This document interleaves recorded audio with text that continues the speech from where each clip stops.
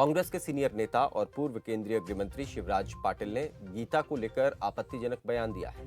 शिवराज पाटिल ने कल दिल्ली में एक किताब के विमोचन के कार्यक्रम में कहा कि महाभारत में श्री कृष्ण अर्जुन को जिहाद की बात कहते हैं। शिवराज पाटिल ने कहा कि जिहाद सिर्फ कुरान में नहीं बल्कि गीता में भी है, जीसस में भी जिहाद है। उनके इस बयान को लेकर राजनीतिक बवाल खड़ा हो गया है।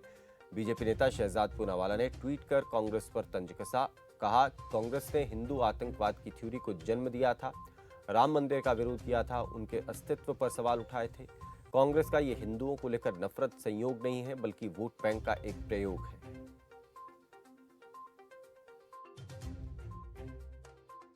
कि इस्लाम धर्म के अंदर जिहाद की बहुत चर्चा हुई है। अब ये जो सब कुछ पार्लियामेंट में हम काम कर रहे हैं वो जिहाद को लेकर काम नहीं कर रहे हैं, हम विचार को लेकर काम कर रहे हैं। और जिहाद की बात भी कभी कब आ जाती है, जिहाद की बात तब आ जाती है जबकि सारे मन के अंदर स्वच्छ विचार होने के बाद भी अगर उस प्रकार से काम करने की कोशिश करने के बाद भी अगर कोई वो समझता नहीं है, वो नहीं करता है, तो कहा जाता है को आपको अगर शक्ति का उपयोग करने का है तो वो करना चाहिए। और वो सिर्फ कुरान शरीफ के अंदर नहीं है, वो महाभारत के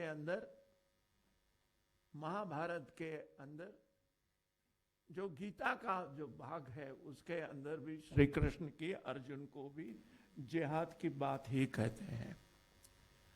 और ये सिर्फ ये जो बात है वो सिर्फ